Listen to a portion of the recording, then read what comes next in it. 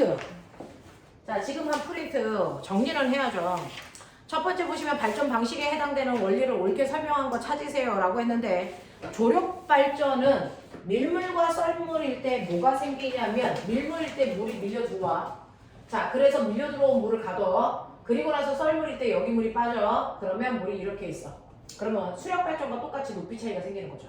됐어? 그래서 댐을 열면 그 위에 있는 위치 에너지가 운동 에너지로 바뀌면서 전기 에너지 생산. 알겠어? 그래서 조력 발전은요, 수력 발전하고 똑같이 위치 에너지를 이용해서 전기 에너지 생산한다 라고 했어요. 자, 그러니까 거기에 있는 조력 발전 어디로 가면 되겠니? 조력 발전 어디로 가면 되겠냐? 아닌데요? 디귿으로 가셔야죠. 되겠어? 네. 그 다음에 조류 발전은요, 밀물일 때 물이 흘러 들어오면서 물레방아, 물속에 있는 물레방아 돌려. 됐어? 그리고 썰물일 때 다시 물이 흘러가면서 물레방아 돌려. 그래서 자석을 넣었다 뺐다 하는 거야. 그래서 조류 발전은 이렇게 수위, 높이 차이를 이용한 게 아니고 물의 흐름을 이용한 거라서 조류 발전이라고 해. 알겠냐? 조류 발전은 어떤 거야? 뭐? 조류 발전이 조류의 흐름을 이용하는 거죠. 기억이야. 정신 차려. 그 다음에 파력 발전은 뭐야? 파력 발전은요, 여기서는 파도. 그래서 파도 얘기하는 거예요. 그래서 파도에 의해서 그래서 네, 전기 에너지 생산하는 거라서 니은 이렇게 가시는 거예요. 자, 그 다음에 2번 볼게요. 다음에 해당되는 에너지를 골라서 기호를 쓰세요 그랬는데, 태양 에너지는 직접 전기 에너지를 생산하는데, 거기에 보시면 기억에는 해양 에너지라는 게 있어요. 해양 에너지는 물고기 같은 것도 해양 에너지예요. 바닷속에서 얻을 수 있는 것들. 그래서 이걸 찾아봐 해양 에너지라고 하는 거고, 지열 발전은 땅 속에 있는 에너지를 이용해서 전기 생산하는 거고, 그 다음에 태양광 발전은 태양 빛 에너지를 이용하는 거예요. 그래서 빛 에너지를 이용해서 막바로 전기 에너지 생산하는 태양광 전지 얘기하는 거예요. 그 다음에 리을에 있는 태양열 발전이라는 건요, 우리가 그동안 했던 발전 방식으로 이 열로요, 물 끓여서 피스톤 넣었다 뺐다 하면서 전기 생산하는 교류전을 만드는 거거든요. 그래서 얘는 열을 이용해서 터빈을 돌려 전기 에너지를 생산하는 방법이라고요. 자, 이때 터빈을 돌린다 안 돌린다의 차이가 뭐냐면, 터빈을 돌리면 무조건 교류전류 만들어진다. 터빈을 안 돌리는 태양광 전지는 진유전류 만든다. 이 차이예요. 되겠어? 자, 그래서 보시면 1번 태양 에너지를 직접 전기 에너지로 바꿀 수 있는 건 뭡니까? 라고 했으니까 태양광 전지 디귿으로 가셔야 되고요. 니은에 조석간만의 차, 밀물썰물의 높이 차이라고 하는 조력발전이 조수간만의 차이를 이용한 거예요. 조력발전이 조수간만의 차.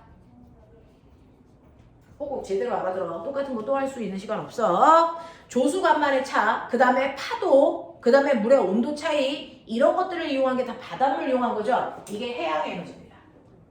알겠어? 이렇게 가셔야 되는 거고요. 자, 그 다음에 지구 내부의 열 에너지를 이용한 게 뭡니까? 지열 발전이죠. 니은. 알겠어? 이렇게 가요. 자, 그 다음에 여러분들이 보시는 3번은 파도를 이용해서 터빈을 돌리는 파력 발전이래요. 그래서 그림은 파도로 인해 수면의 높이가 변하는 것을 이용해서 전기 에너지를 생산하는 파력 발전입니다. 자, 이때 A는 공기실을 구성하는 구조물입니다 라고 했어요.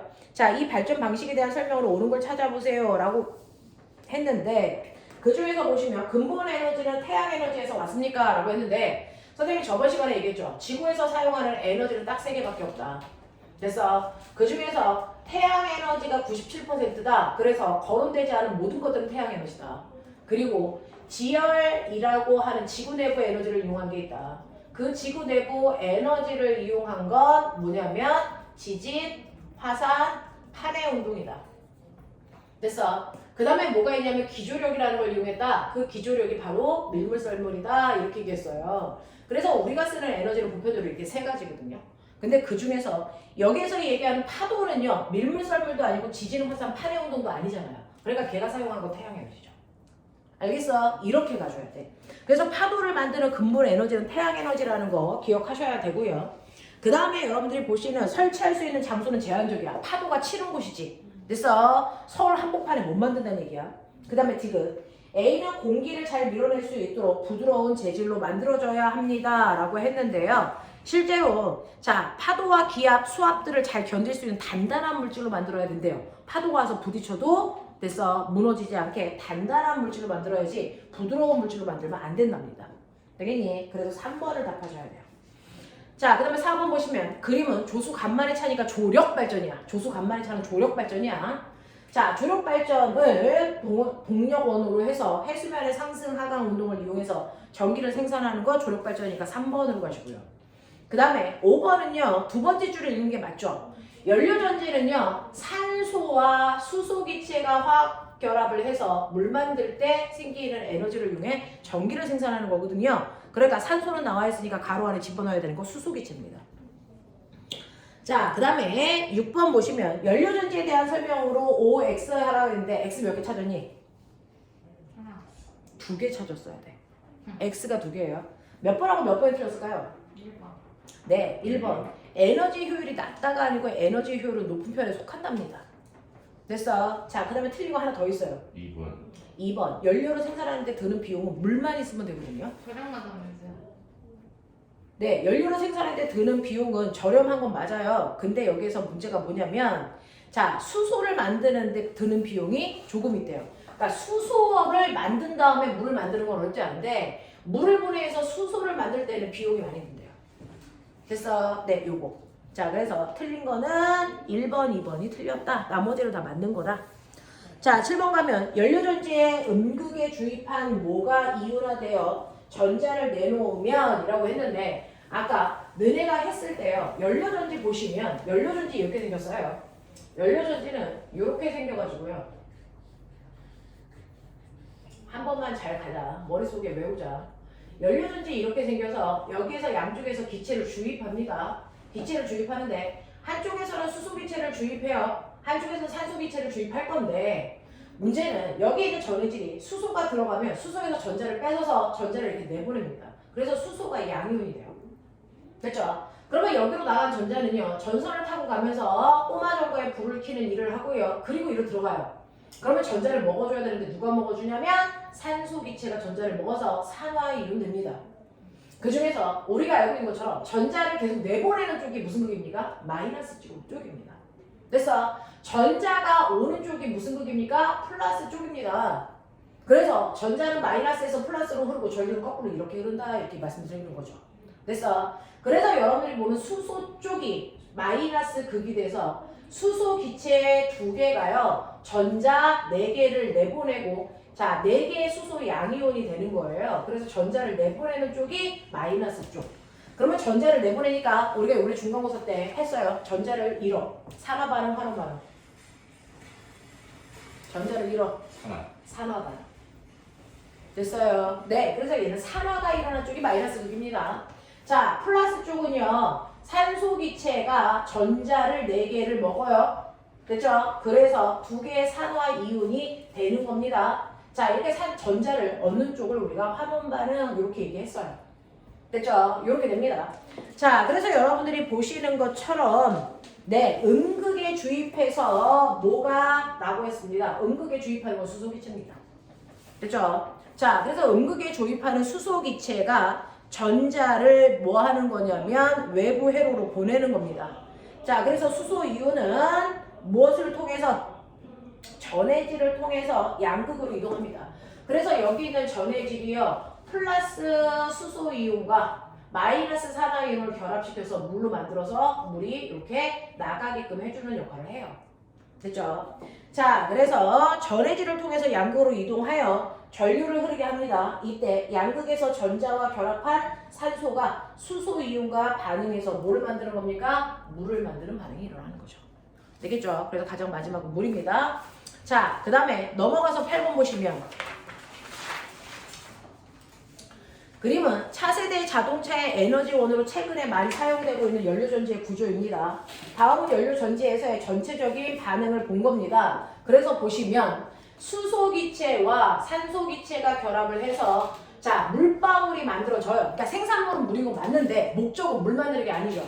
이때 전기 에너지를 생산하는 건데 화학 반응 시계는 에너지 쓴다 안 쓴다? 안 써요. 그래서 얘가 없는 것 뿐이죠.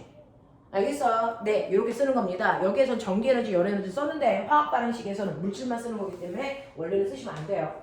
자, 그럼 여기에 대한 설명으로 틀린 걸 찾아보세요 라고 했는데 호구가 몇 번 틀렸니? 3번. 그렇죠. 반응이 일어날 때 발생하는 전자는 도선을 따라서 어디에서 어디로 갑니까? 전자가 이동하는 방법은 예외 없습니다. 무조건 마이너스에서 플러스로 갑니다.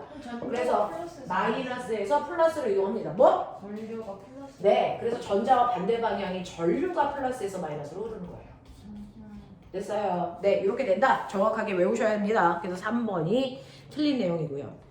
9번 갈게요. 연료 전지를 나타낸 그림입니다. 연료 전지에서 마이너스 극과 플러스 극에서 일어나는 반응을 각각 써보세요 라고 했습니다. 자, 그래서 선생님이 마이너스와 플러스에서 일어나는 반응 여기다 써놨어요. 요거 그대로 쓰시면 됩니다.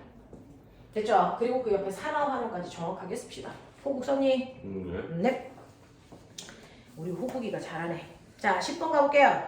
10번 보시면 그림은 수소와 산소가 결합한 연료 전지를 나타낸 것이고 기억과 니은에 해당되는 기체의 종류를 쓰세요 라고 했는데 전자를 뽀글뽀글 내보내고 있는 기억은 마이너스 쪽이니까 수소 기체여야 되고요. 플러스 쪽에 해당되는 건 산소 기체고 밖으로 나가는 건 물입니다. 자, 그랬을 때 전류는 거꾸로 흘러야 되니까 전류가 흐르는 방향은 B입니다. 되겠죠? 그래서 10번의 답은 몇 번으로 하셔야 돼요? 2번으로 가시는 게 맞습니다. 자, 11번 보시면 수소와 산소 연료 전지에 대한 설명으로 옳은 것을 찾아보세요 라고 하는 그냥 요거 그대로예요.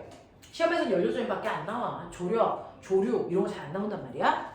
자, 그러면 연료 전지에 대한 설명으로 맞는 것은 이라고 했는데 세아야 몇 번 골랐어? 그렇죠. 5번이죠. 연료 전지는 유일한 부산물이 물이므로 환경 오염을 거의 일으키지 않습니다 라고 하는 왜 이거를 생성물이라고 하는 거 부산물이라고 합니까? 라고 하면 연료 전지의 원래 목적은 전기 에너지 생산이니까. 그래서 물은 부산물이다 라고 표현하는 겁니다. 자, 그래서 5번이 맞는 거고요. 12번 볼게요. 태양열 발전은 원래 발전과 똑같아요. 그래서 태양에서 나오는 열 에너지를 이용해서 물을 끓여서 터빈을 돌려서 그 터빈을 통해서 전기 에너지를 생산하는 거. 그래서 이게 태양열 발전이야. 기존에 우리가 쓰고 있어요. 태양열 발전은 이렇게 하는 겁니다. 자, 그러면 태양열 발전에 대한 설명으로 옳은 것을 모두 골라봐 라고 했는데 여기서 맞는 건 뭡니까? 태양열 발전으로 얻을 수 있는 에너지를 모두 쓰세요 라고 했는데 빛을 투과해서 투명한 유리나 플라스틱 판에 빛을 흡수하면 검은색의 금속을 둘러싼 형태로 그 사이에 물이 흐르는 관이 있으며 그 관은 물탱크와 발전 터빈으로 연결되어 있고 태양빛의 유리를 통과해서 들어온 내부의 온도를 올린다. 내부의 온도를 높인다는 얘기는 열에너지 이용했다는 얘기고요. 그리고 태양빛을 받은 금속판은 다시 적외선을 방출하는데 이 적외선은 유리나 플라스틱을 통과하지 못함으로 반사돼서 물을 가열합니다. 라고 했으니까 실제로 우리가 태양열 발전은 전기 에너지 얻는 건데 전기 에너지 말고 무슨 에너지가 얻을 수 있다? 열 에너지도 얻을 수 있어요. 이렇게 얘기하는 거예요. 그래서 태양열 발전으로 얻을 수 있는 건 열에너지와 전기에너지야 라고 하는 거 쓰시면 되고요. 13번 그림 가나는 태양에너지를 이용한 방법인데요. 나타낸 것 중에서 옳은 것을 찾아보세요 라고 하는데 지별판은 뭐냐면 태양에너지를 모으는 판이고요. 그거에 의해서 뜨겁게 열을 달구면 그래서 그게 수증기를 끓여서 터빈을 돌립니다. 그래서 전기에너지 생산하는 거고 그래서 가는 태양열 발전이고요. 나는 태양광 발전이야. 그래서 빛을 받으면 막바로 전기에너지, 진유, 전류 생산하는 거죠. 자, 그렇다면 13번 호구 몇 번이 답이니? 네. 2번이죠. 당연히 2번이죠. 우리 호구기가 맞췄으니까 세아도 맞춰야 되겠죠? 못 풀었어요. 그냥 자, 13번 볼게요. 14번 태양열입니다. 태양열 발전 설명했어요. 지금 못 본 사람 빨리 답. 다 풀었어요. 네. 태양열을 이용해서 알 수 있는 장점이 아닌 것을 찾으세요. 태양열 발전의 장점이 아닌 거 몇 번? 3번이요. 날씨의 영향을 많이 받습니다. 라고 하는 건데 됐죠?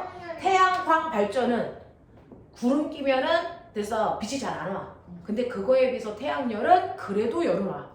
알겠어? 그래서 태양광에 비해서 태양열은 날씨 변화에 별로 영향을 받지 않는다 라고 하는 거야. 상대적인 표현이야. 근데 다른 화력 발전에 비해서는 날씨 영향을 많이 받죠. 자, 그 다음에 15번. 자, 15번 지열 발전에 대한 설명으로 잘못된 거 찾아보세요 라고 했어요. 지열 발전에 대해서 잘못 설명한 거 몇 번? 5번. 5번이죠. 심각한 환경오염을 일으키는 화력발전에 비해서는 오염률이 적어서 신재생 에너지로 쓰고 있어요. 자, 16번 보세요. 오른쪽 그림과 같이 지하의 열 에너지를 이용한대요. 무슨 발전? 지열 발전이죠. 17번 오른쪽 그림은 옥수수, 사탕수수 등 작물에서 얻는 포도당을 발효시켜서 됐어. 이렇게 생물을 통해서 얻는 발전을 바이오 에너지라고 합니다. 자, 그러면 이 바이오 발전에 대해서 맞게 설명한 거 몇 번? 4번. 아니야. 3번이래요. 3번.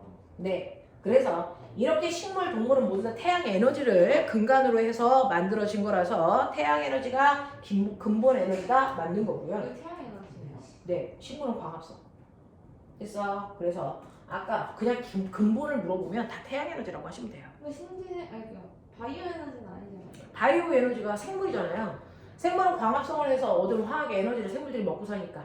됐어. 그 자체도 우리도 태양 에너지를 근간으로 하고 있는 거예요. 그렇게 생각하래요. 자, 그 다음에 니은 기존의 화석 연료를 이용하던 시설에 이 연료를 사용하여도 에너지를 얻을 수 있습니까? 라고 하는데 네, 화석 연료 대신에 옥수수나 사탕수수 태워도 되는 거거든요. 그래서 똑같은 기구를 사용해도 된대요. 자, 그 다음 디귿 이 에너지원의 사용이 증가하면 옥수수나 콩 등의 곡물 가격이 저렴해지는 게 아니고 오히려 비싸질 수 있죠. 그게 문제예요. 자, 그 다음에 18번 마지막 문제예요. 다음은 어떤 신재생 에너지가 활용되고 있는지 사례를 든 겁니다. 여기에 해당되는 신재생 에너지는 뭡니까? 바로 생물을 사용했으니까 바이오 에너지죠. 5번. 알겠어? 요 정도 되겠어? 하겠냐? 오케이. 자, 그러면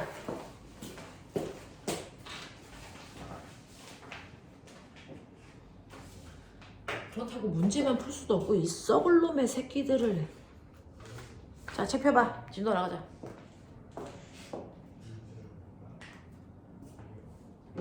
어디 나갈 차례야? 호고 정신 안 차려? 문제 다 풀고 집에 갈 거다. 정신 차려라. 애기들도 남아서 하고 간다. 몇 페이지야? 모르죠? 모르죠 같은 거.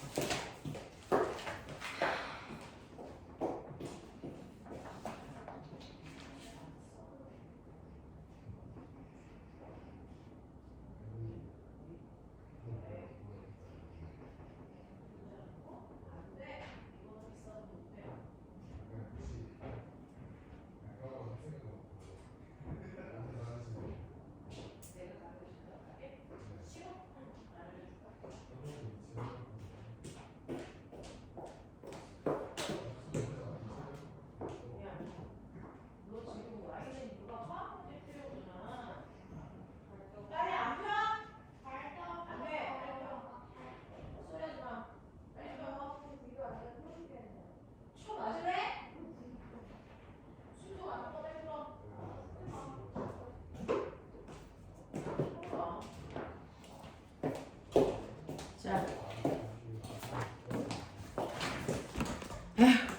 무슨 말을 하면 애들이 네 하는 애들이 없어.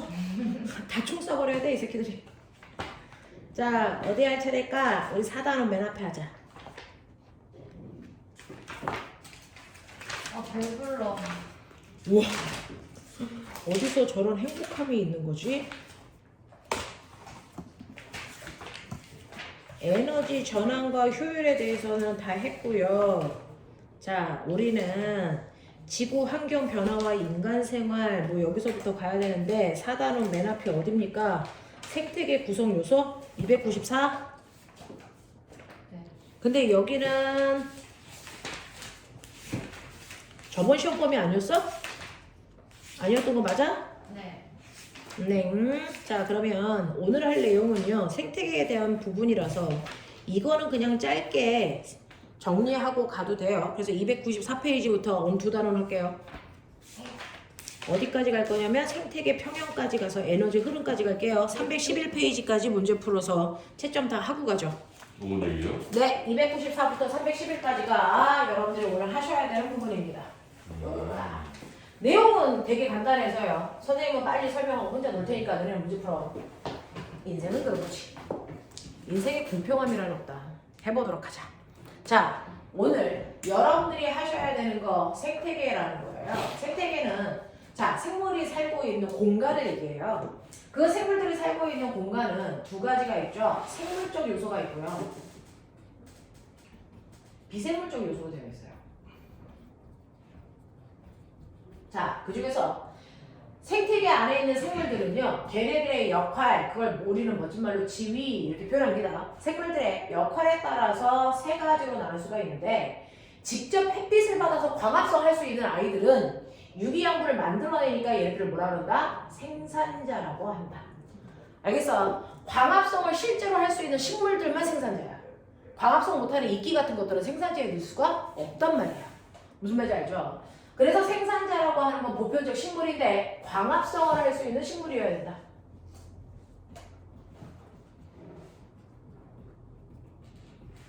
자, 그 다음에 이렇게 식물이 광합성을 해서 유기양분을 자기 몸의 열매로 저장하고 있어. 그걸 먹고 사는 모든 아이들을 우리는 소비자라고 한다. 그 중에서 우리가 알고 있는 것처럼 식물을 직접 먹어요. 됐어. 나는 초식이야 라고 하는 걸 1차 소비자라고 해요.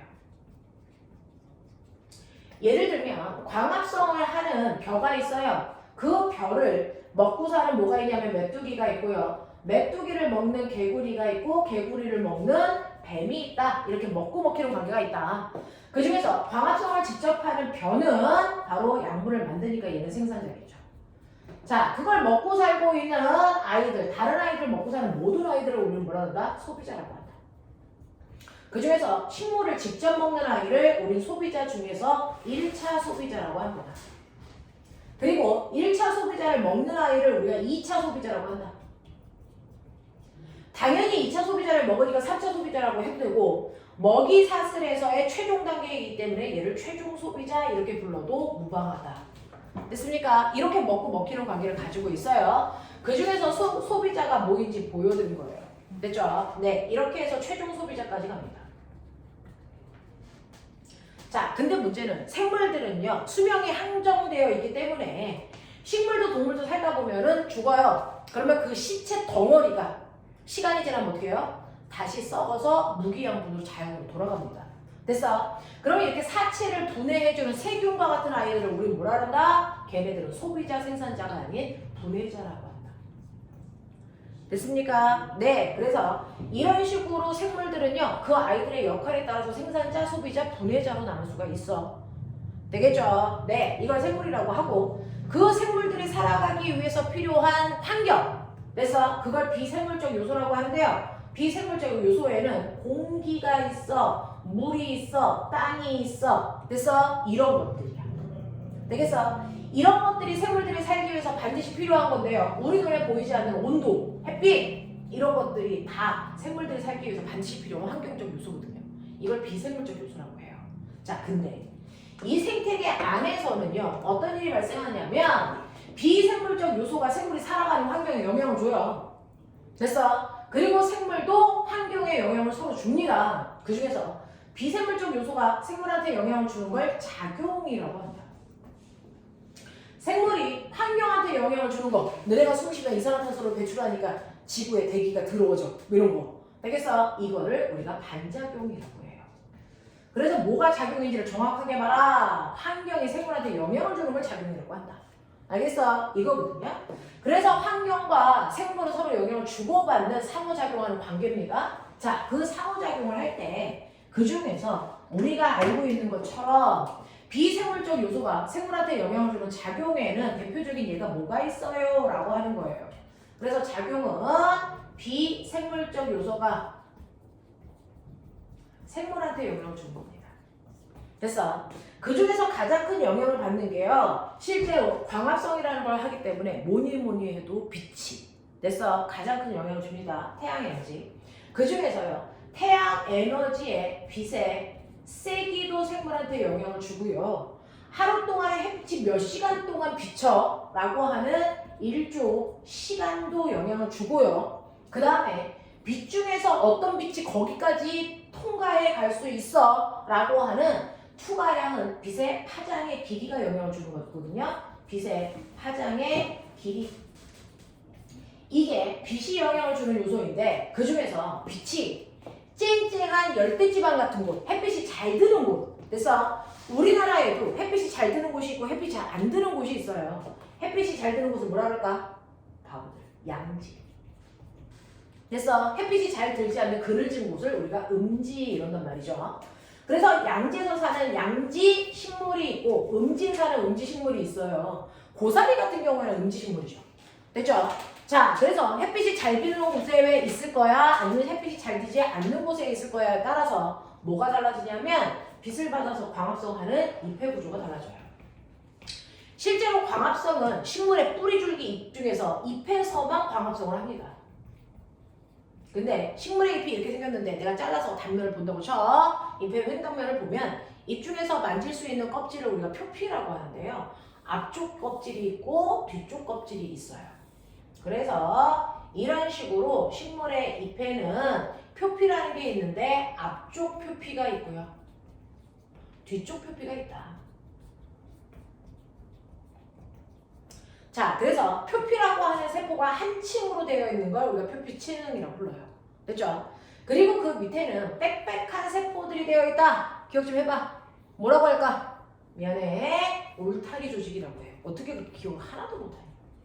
울타리 쳐놓은 것 같아요. 그래서 울타리 조직이라고 하고요. 그리고 그 밑에는 세포가 듬성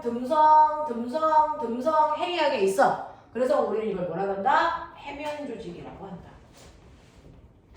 그리고 줄기에서 올라온 물관과 체관이 묶여 있는 걸 우리가 뭐라고 하냐면 이거를 인맥 이렇게 얘기해서요. 윗부분은 구멍이 크게 뚫려 있는 물관이고요. 아래쪽은 구멍이 작게 뚫려 있는 체관이 이런 식으로 들어가 있죠. 그리고 뒷표피는요. 표피 하나가 반달 모양의 세포 모양으로 바뀌어 있는데 이 반달 모양의 세포 두 개가 마주보고 있으면 가운데는 뻥하고 구멍이 뚫려요. 기억나요? 중학교 때 했어요.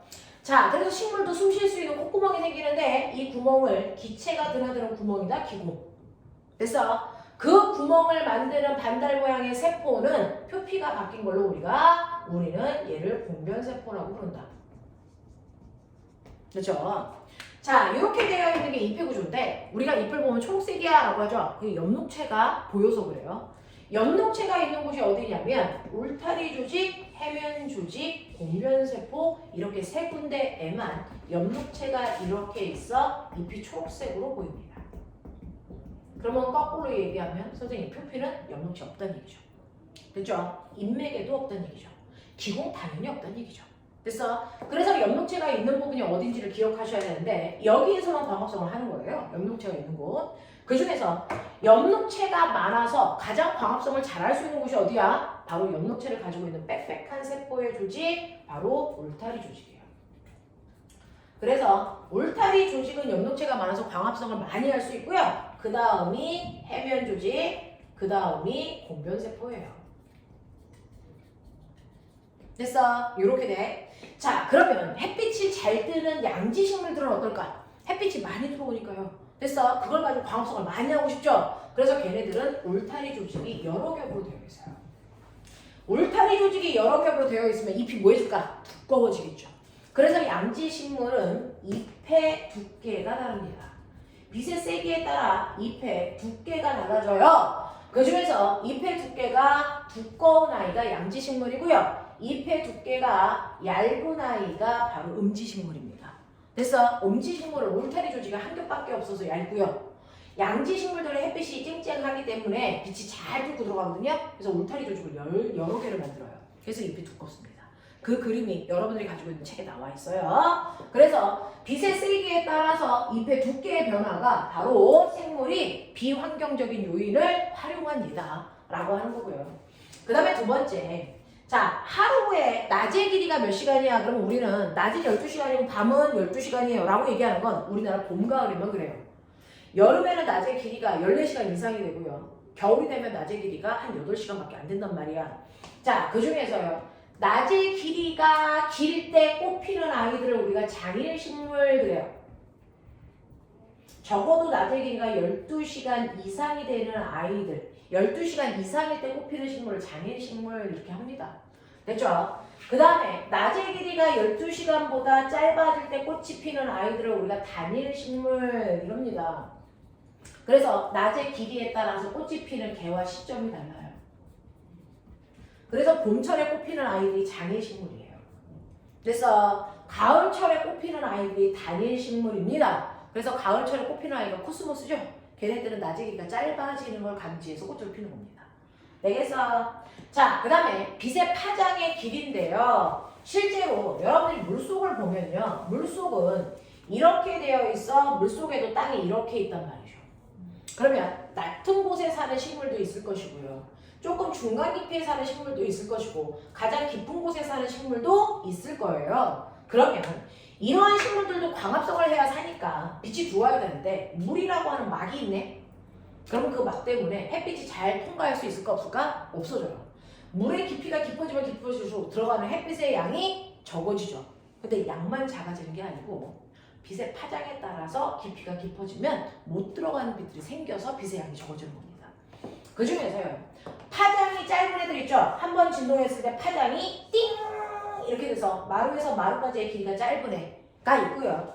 자, 얘가 진동하면서 갈 때 파장의 길이가 긴 애가 있어요. 됐어? 그래서 파장의 길이를 봤을 때 파장의 길이가 짧은 애가 있고 파장의 길이가 긴 애가 있는데 이때 파장의 길이가 짧은 애는 퉁퉁퉁 튀는 거거든요. 에너지가 커요. 그래서 누군가가 앞에서 가로막고 있어 잘 통과합니다. 그래서 파장의 길이가 짧은 애들은 에너지가 크기 때문에 투과도가 크다. 투과를 잘해요. 근데 파장이 길다는 얘기랑 늘어진 거야. 그래서 이런 애들은 에너지가 작거든요. 그러니까 힘이 부족하니까 잘 들고 못 들어가. 그래서 투과도가 낮아요. 그러면 에너지가 작은 애가 누구냐? 빨간색입니다. 에너지가 큰 쪽이 누구냐? 빨주, 노초, 파남보, 보라색 쪽으로 갈수록 에너지가 커요. 되겠습니까? 이렇게 되거든요. 그래서 실제로 빛이 이렇게 막 왔을 때요. 맨 처음에 빨간 빛은요. 그래서 얕은 곳밖에 못 들어가요. 에너지가 작아서. 그래서 근데 초록색이나 파란색은요. 에너지가 크기 때문에 어디나 다 들어가요. 어디나 다 들어가요. 이렇게 돼요. 초록색 들어간다고요. 근데 초록색도 여기는 못 들어가요. 이렇게. 알겠어? 자, 그래서 처음에 얕은 곳에 사는 애는 그냥 육지식물이랑 똑같아요.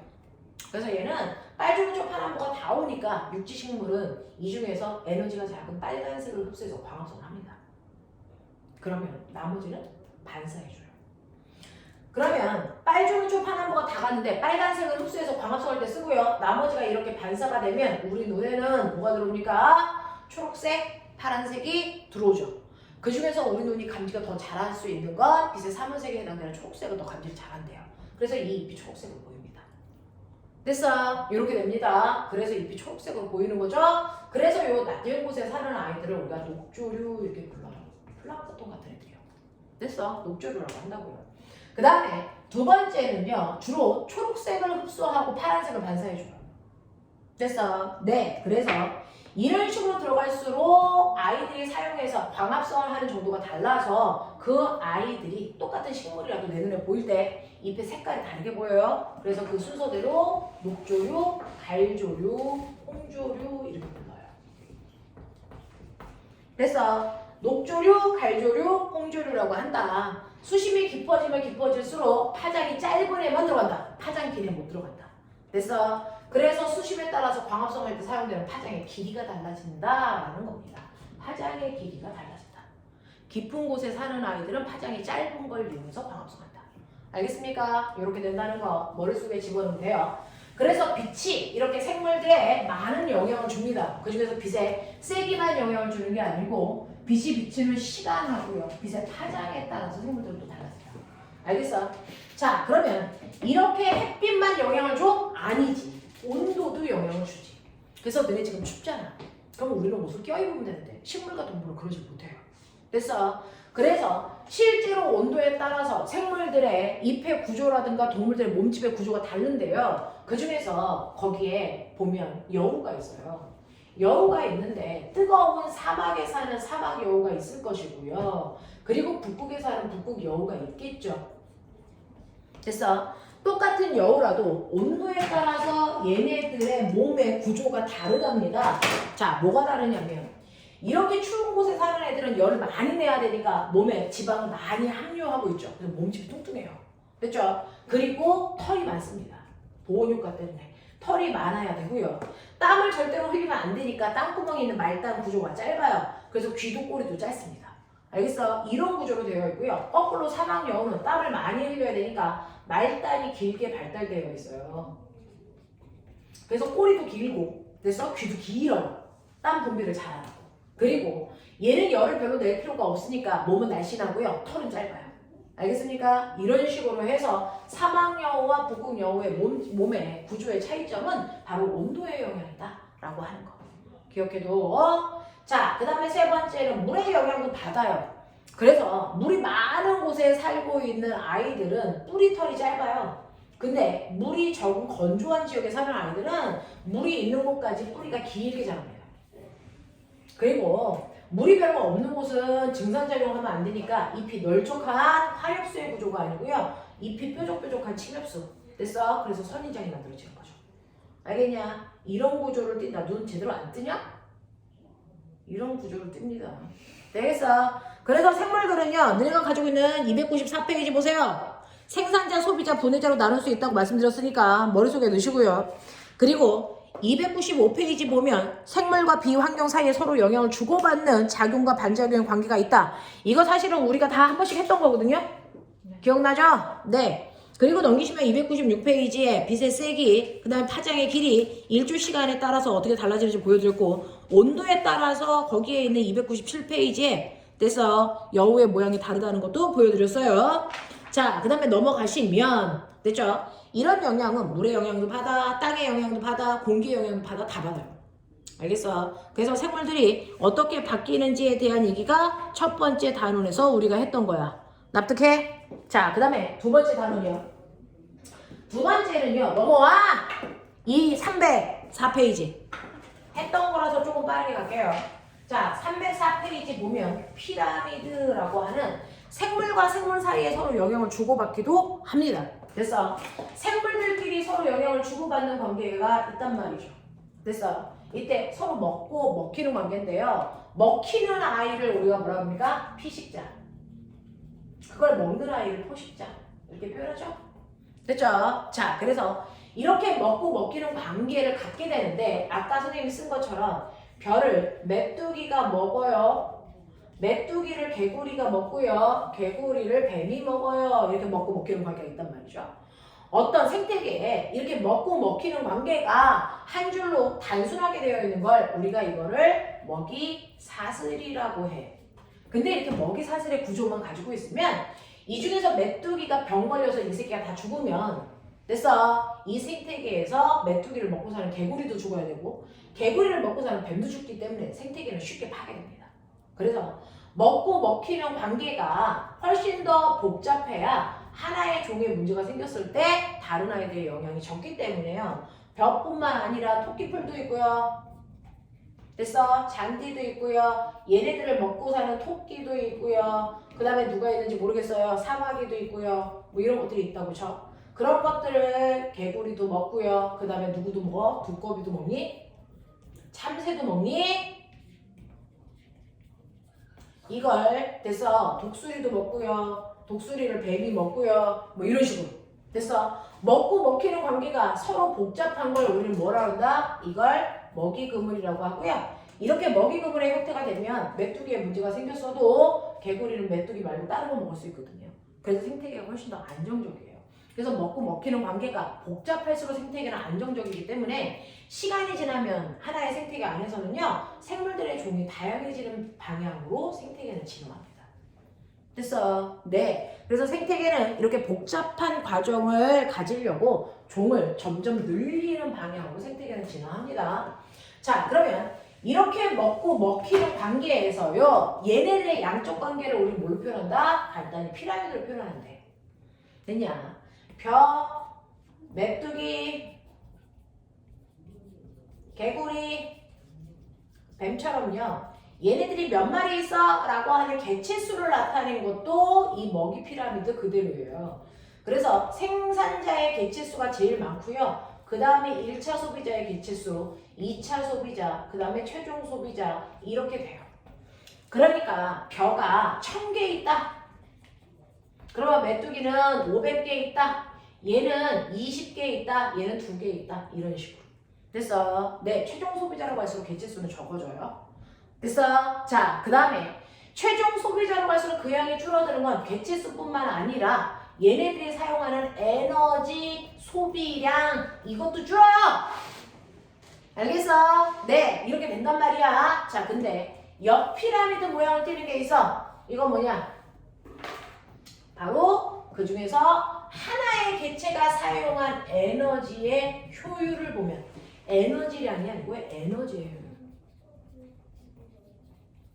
에너지 효율을 보여줄게요. 네가 가지고 있는 304페이지죠. 304페이지의 표봐. 맨 처음에 태양으로부터 에너지를 벼가 받을 거 아니니? 태양으로부터 에너지가 단식 100, 1000만, 10만, 100만, 1700만에 해당되는 에너지가 온대요. 됐어? 1700만에 해당되는 태양 에너지가 오면 그걸 벼가 그 중에서 얼마의 에너지를 쓰냐면 2810, 2810의 에너지를 벼가 쓴대요. 그리고 벼가 쓰는 에너지 중에서 됐어? 1차 소비자에 해당되는 메뚜기가 쓴 건 321. 그 다음에 개구리가 쓴 건 얼마냐면 505. 그 다음에 뱀이 쓴 건 얼마냐면 128이야. 자, 그럼 나봐. 고개 들어. 이때 에너지 효율 계산해. 1차 소비자의 에너지 효율 계산해 주세요. 그래서 네, 1차 소비자의 에너지 효율은요. 자, 그 앞에 있는 전 단계 벼가 됐죠? 네, 받은 에너지 2810 중에서 메뚜기가 쓴 거 얼마야? 321. 이렇게 쓴 게 1차 소비자의 에너지 효율이야. 그러면 2차 소비자의 에너지 효율은 얼마야? 2차 소비자는 505 썼잖아. 근데 자기 전 단계의 I는 얼마야? 3021이야. 됐어? 그래서 전 단계 F분의 나의 에너지를 계산하면 돼. 이게 나의 에너지 효율이야. 맞아? 그래서 이거 계산하시면요. 됐죠? 얘는 대략 한 15% 정도 나오나요? 얘는 대략 얼마 나옵니까? 야, 사도 많아요?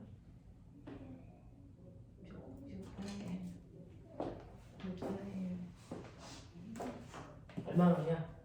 이거 그냥 잘라버리면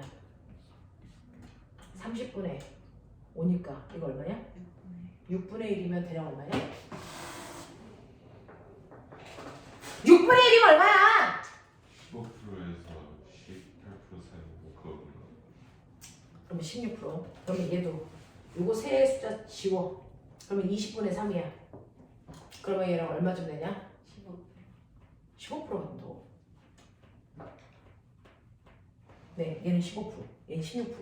됐어? 그 다음에 얘 좀 보세요. 얘는 505분의 128이야. 그러면 이렇게 잘라버리면 5분의 1이니까 20%. 됐어? 대략. 그래서 윗단계로 갈수록 에너지 효율이 점점 커지고. 됐어? 네. 그래서 실제로 각각의 단계에서 쓰는 에너지량은 윗단계로 갈수록 줄어드는 건 맞아요. 에너지량은 줄어드는데 에너지 효율은 윗단계로 올라갈수록 커진다. 알겠어? 네. 그래서 에너지를 묻는 거냐, 에너지 효율을 묻는 거냐 정확하게 보셔야 된다. 알겠죠? 그래서 이렇게 생물들이 서로 영향을 주고받는 먹이 피라미드의 관계도 가지고 있어요. 라고 하는 거 기억을 좀 해봐 주시면 되죠? 됐죠? 자, 그랬을 때 여기에서 시험에 꼭 나오는 게 뭐냐면 305페이지에서 맨 밑에 그림이요. 맨 밑에 그림.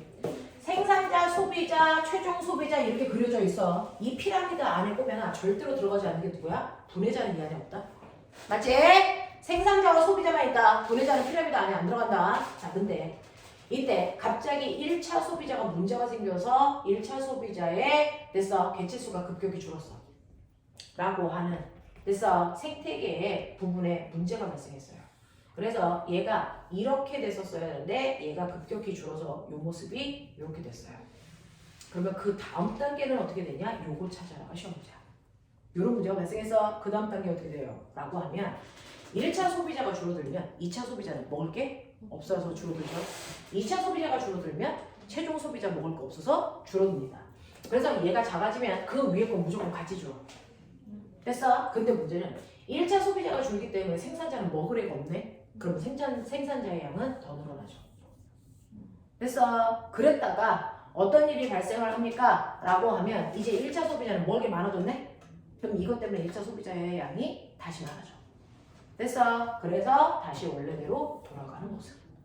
알겠습니까? 요걸 찾을 수 있으면 돼요. 그래서 여러분들은 이 일이 발생했을 때 그 다음 단계인 요 모습 찾는 게 시험이에요. 시험 문제. 알겠니? 여기까지 하겠어? 네, 여기까지요. 자, 그럼 빨리 문제 풀어보죠. 자, 너네가 가지고 있는 책에서요. 자, 세안은 안 풀려 있는 게 몇 페이지야? 여기까지 중에서 안 풀려 있는 게 뭐니? 311페이지까지 호구가 안 풀려 있는 거 뭐 있어?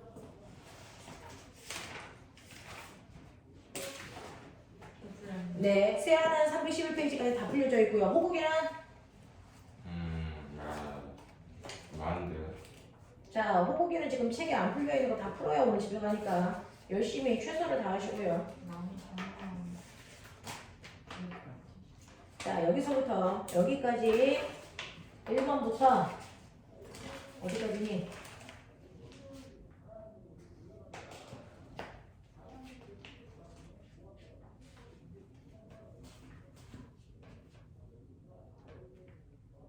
네, 여기까지요. 그래서 11번까지 풀고 계시면 선생님 그 다음 거 만들어 드릴게요.